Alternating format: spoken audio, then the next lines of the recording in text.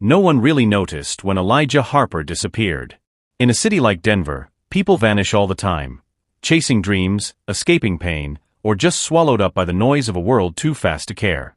He was 19, just out of high school, an introvert with calloused hands and eyes that had seen too much grief too young. His mother, a schoolteacher, passed away from leukemia when he was 16. His father, a military man, had left before Elijah was even born. After his mother's funeral, he moved in with an elderly aunt who couldn't remember his name half the time and passed away just a year later. He didn't attend college. He didn't apply for jobs. He didn't hang out at bars or clubs like the rest of the guys his age. He was just gone. His landlord said he left in the middle of the night, paid rent through the end of the month, left a plant on the windowsill, and vanished. No phone call. No goodbye. His high school friends texted for a few weeks, then stopped. Some said he joined the Peace Corps. Others swore they saw him hopping trains with a backpack in Oregon. But truthfully, no one knew where Elijah Harper had gone. Until 6 years later. A blurry photo surfaced online, snapped by a hiker passing through a foggy mountain trail deep in northern Pakistan. In it, a man with a thick beard, sunburnt face, and worn clothes was standing in front of a structure, half mud brick, half timber, nestled between towering pine trees and steep cliffs. He was holding a hammer in one hand, and behind him stood a line of children, smiling, dusty-faced, barefoot. "Who is this man building a school in the middle of nowhere?" the tweet read. The post went viral. NGOs tried to identify him. Local villagers called him Teacher Sahib, and said he'd arrived out of nowhere with nothing but a pack and a purpose. He spoke broken Urdu, slept on dirt floors, and worked with the villagers during the day, teaching the children at night under lantern light. When journalists finally reached him, it took days to confirm what some of them suspected. This was Elijah Harper. 6 years lost. 6 years of silence. And now, standing in the shadow of the Karakoram Range, surrounded by dozens of children who once had no access to education, Elijah spoke only 10 words: "I didn't disappear. I found what I was looking for." The story gripped the nation. News anchors dubbed him the Vanishing Builder. Some called him a runaway. Others, a saint. But few knew the real story, the heartbreak that sent him searching, the fire that burned so deeply he had no choice but to run from everything he knew. Elijah had spent the first year of his disappearance wandering. From Chicago to Mexico, sleeping in hostels, sometimes on benches, carrying a leather-bound notebook filled with his mother's poems and his own sketches of mountain landscapes. It was in a documentary on rural education in Asia where he first saw the footage, children sharing a single pencil, scribbling on scraps of newspapers. Something in him snapped. Or maybe it awoke. He sold everything he had, took the last of his mother's life insurance, and boarded a plane to Gilgit-Baltistan, a region so remote even Google Maps struggled to chart it. There he met a man named Ismail, a former shepherd turned school guide who introduced him to the mountain village of Dariel. The villagers were skeptical at first. Who was this foreigner who couldn't even squat without falling over? Who brought books when they needed blankets? But Elijah didn't preach. He listened. He chopped wood. He milked goats. He helped bury their dead.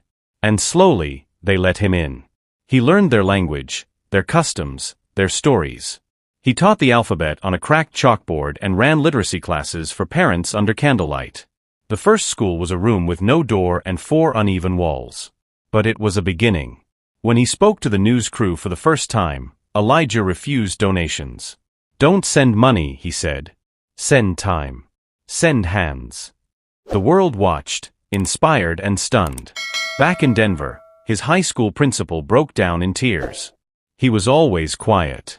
But I knew there was something burning inside him. A classmate made a documentary.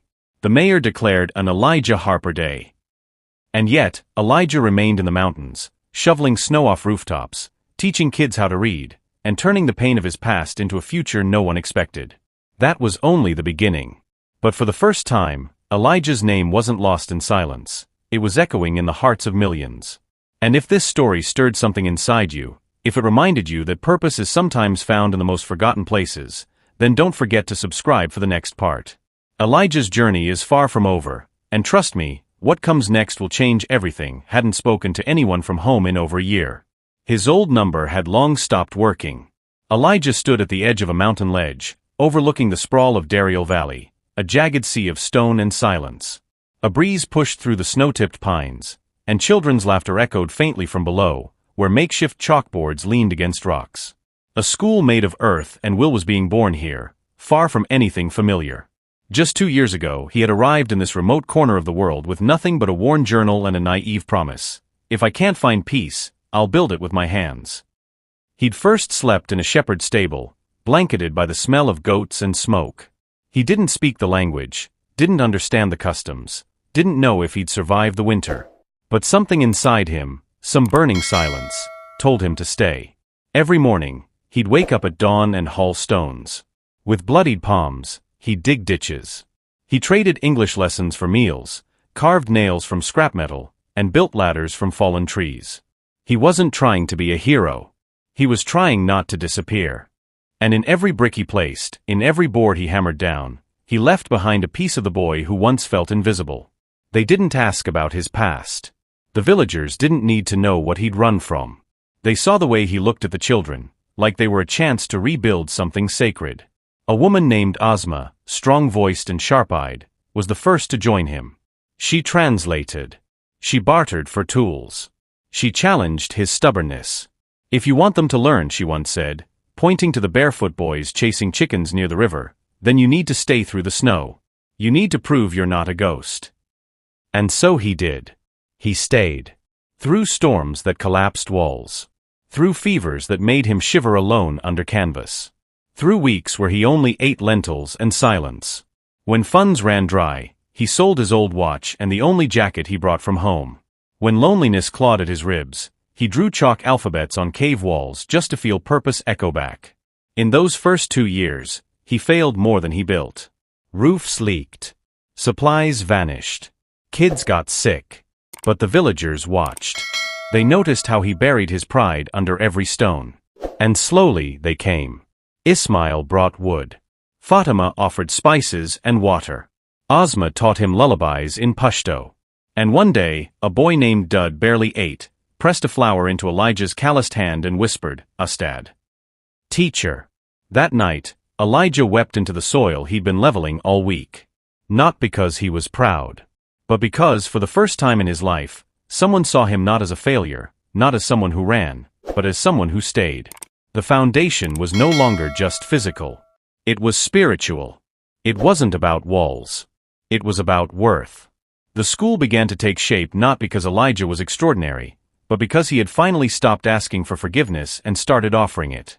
In a world that told him he wasn't enough, he built a place where children would always be told they were. That blurry photo the traveler took, the one that circled the globe, was captured the morning the first door went up. Elijah didn't know he was being watched. He just knew Dud and the others deserved a classroom with 4 walls and a roof that didn't weep during the monsoon. That image, posted to a small travel blog, was picked up by a journalist. The internet exploded. Missing American boy builds school in Pakistan. But Elijah didn't hear any of it. No phone. No email. No idea that the world had finally remembered his name. He was too busy showing Dud how to sound out the letter M. Too busy stitching together hope from torn cloth and broken boards. But somewhere, back in Denver, a family who thought they had buried their grief opened a news alert and gasped. His sister, Emily, dropped her phone when she saw the photo. His father, who hadn't cried in 6 years, broke down at the breakfast table. And his old school counselor whispered, "He did it." As you listen to this story, remember, some disappear not to be forgotten, but to become something greater. If this moved you even a little, hit subscribe. Because what's coming next will break you open and put you back together. Elijah's return wasn't just a homecoming, it was the proof that purpose can bloom from the deepest kind of pain. And part 3 will reveal the letter he left behind the night he vanished, and why he believed he'd never see his family again. He had expected rocks, cold nights, maybe wild animals, but not the weight of doubt. Elijah stood over the first completed classroom wall like it was a tombstone, not a beginning. The wind howled like a warning some nights, carrying voices from his memories. Professors who had dismissed him, a father who called him useless, strangers online who said people like him chased dreams into cliffs. Still, he mixed cement. He built with his bare hands. When the rains came and washed away a week's worth of work, he didn't curse. He sat in the mud, head bowed, and rebuilt silently. But not everyone saw madness. Some saw mission. Ozma began bringing tea in dented mugs and blankets that smelled of cedar. She never said much, but she came back every day. One morning, when the village elders arrived, Elijah thought they'd tell him to leave. Instead, the oldest among them said, "You remind me of a boy who once tried to dam a river with stones. We called him foolish. Now that valley is green." He offered his hand. That day, the school stopped being Elijah's alone. Little by little, the villagers came. First the women, sweeping the dirt. Then the boys, hauling water. Then the masons, unpaid but steady. Someone brought bricks. Someone brought books. And then one day, a stranger brought a satellite phone. It was the first message from the outside world in over a year. "Is this the man who disappeared from Stanford?" the voice asked. Elijah said nothing, only nodded. That night, he stared at the stars for hours, notebook open in his lap, drawing plans for desks, windows, gardens. Then the kids began to arrive, not just from the village, but from 5 valleys over. Some walked barefoot for miles. Some were carried by older siblings. One child, the quietest of all, arrived with his hands wrapped in cloth, frostbite. Elijah cried that day. Not out of sadness, but out of understanding. These children weren't looking for education. They were looking for sanctuary. In the evenings, he began telling stories. Not of math or science, but of courage, of cities far away, of people who changed the world with pencils and paper. The walls of the school echoed with laughter again, real, reckless, hungry for life laughter. And as the school grew, so did Elijah. His beard thickened, his voice softened, his back straightened. He no longer checked his reflection. He no longer feared the silence. One day, he took an old smartphone someone had left behind, propped it against a stack of bricks, and recorded a single message, "I'm alive. He never left.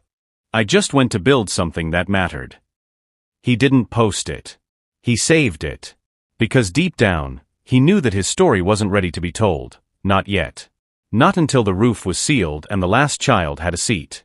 But that moment was coming. And when it did, the world would listen. If you're still watching this journey unfold, hit that subscribe button. You won't want to miss what comes next. The monsoon season came early that year, swallowing the mountain roads and drowning any remaining traces of the outside world. With each landslide that roared through the valley, Elijah grew more certain. He had chosen a path that was meant to isolate him, and yet it had brought him closer to people than anything ever had before. As rains battered the wooden frame of the school, Elijah worked under makeshift tarps, stitching together beams by lantern light, his fingers cracked and swollen from cold. Every swing of the hammer felt personal now. It wasn't just a building anymore.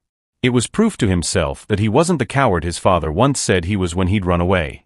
Each plank was an answer to the echoing silence he had left behind in the city. No social media, no phone calls, no spotlight. Just wood, stone, and sweat.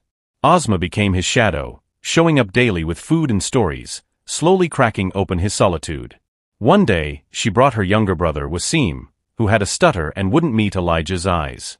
Ozma whispered, "He hasn't spoken to anyone since our father died in the landslide last year." Elijah crouched beside the boy, handed him a small wooden slate, and simply said, "Want to draw something?" That evening, Wasim stayed 2 hours longer than his sister. By the next week, 5 more children arrived with him, then 10. Elijah didn't even realize he was teaching at first. It started with simple explanations about measurements, balance, wind resistance. But slowly, chalk replaced hammers.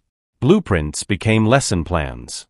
And for the first time, the villagers began to see not just a stranger building something odd, but a man building something for them. Still, the past kept clawing at Elijah's dreams.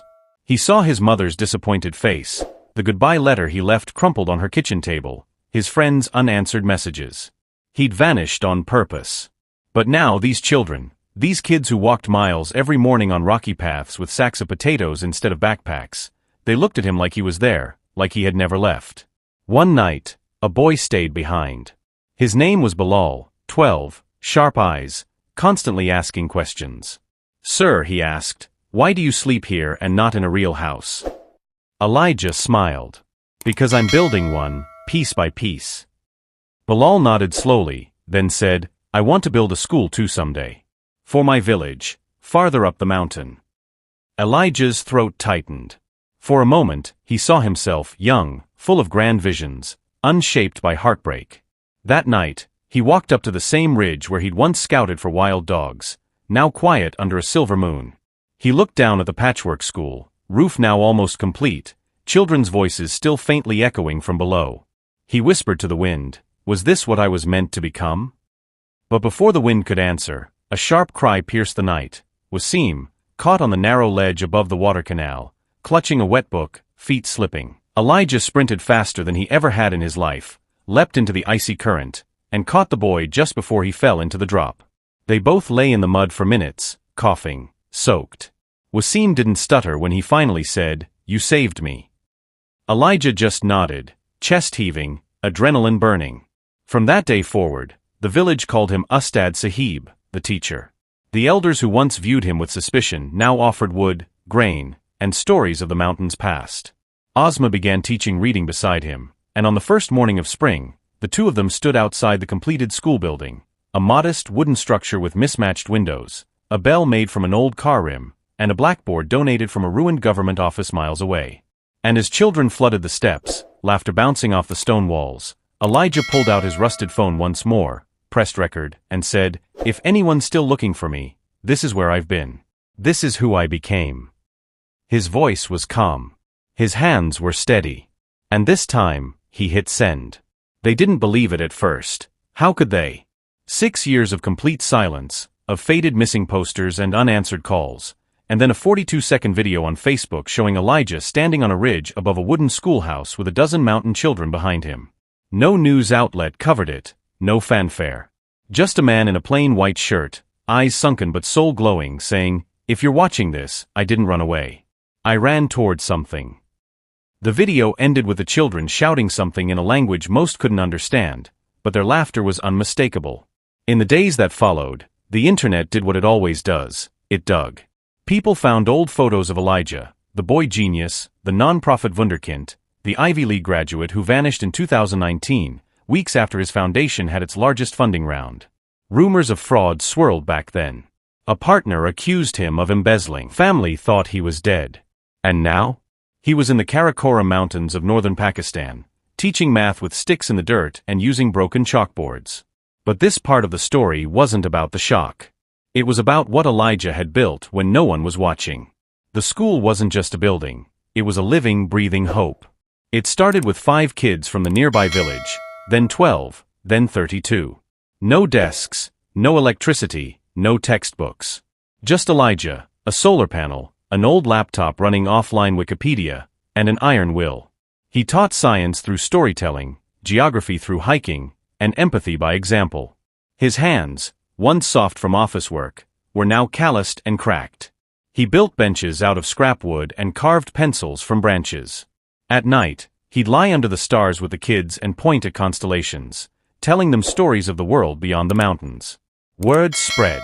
Villagers, once skeptical, began to donate what little they had, sacks of grain, time, and trust. One mother walked 2 hours barefoot each day just so her daughter could learn the alphabet. Elijah learned their language. He sat with elders and listened.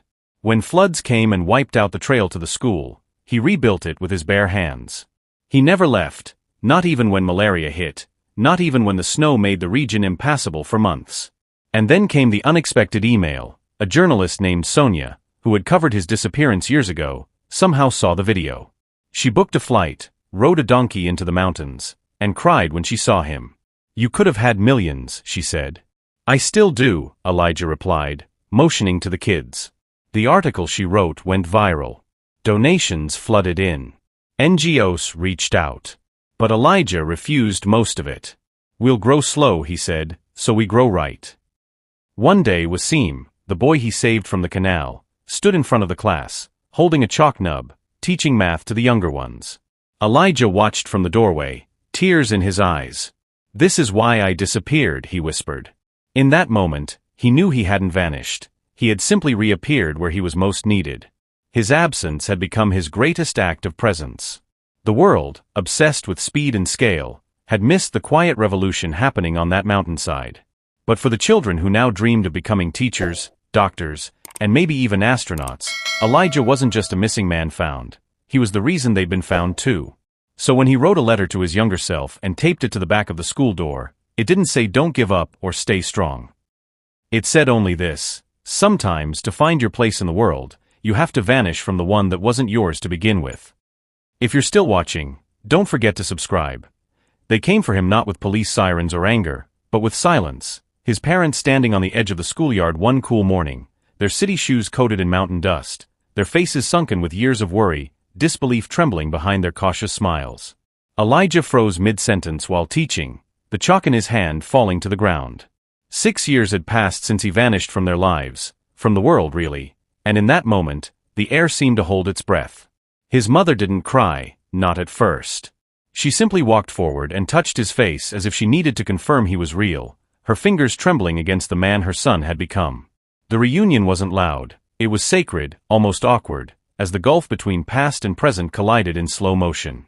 Over tea on the steps of the school, he told them everything, not all at once, but in fragments: the breakdown, the shame, the long trek up the mountains, the family who took him in when he collapsed from fever, the boy who couldn't count past 3 but smiled like the sun, the mud bricks, the winter he almost died, the moment he knew he couldn't go back until something was built, until something was left behind that meant he had mattered. His father, a man of logic and business, had nothing to say for a long time. Then, in a shaky voice, he whispered, "I thought you were lost." Elijah only nodded. "I was. But not in the way you think." Word of his return spread like wildfire, and reporters soon arrived, eager to package his story into something viral. But Elijah didn't care for the camera flashes or the headlines. What he cared about was Wasim reading his first chapter book out loud to the younger kids, or little Naima, who once flinched at loud noises, now leading group songs. What mattered was that something he once broke inside himself had healed not through therapy or retreat, but through service, through pain, through patience. The mountain had given him no shortcuts, only clarity. Months later, a donor arrived, inspired by a video clip that had surfaced online, and with it came proper funding. They built more classrooms, got books in bulk, trained locals as teachers. Elijah no longer taught every class, and that was the goal. One afternoon, as he stood on the roof watching the kids race in the yard below, a small voice asked, "Sir, why did you come here?" Elijah looked down and smiled at the girl beside him. "Because I needed to find something real. And I did." She nodded like she understood, though she didn't, not yet. But one day she would. And maybe she'd go find her own mountain, her own meaning. If you've ever felt lost, if you've ever looked at your life and thought, "This isn't enough," remember, you're allowed to disappear, not to escape, but to rebuild. To become. And when you return, may the world not even recognize the depth of who you've become. If this story moved you even a little, if it lit a spark inside, subscribe for more true, human stories like this. Because out there, someone else is building in silence. And one day, the world will hear their echo.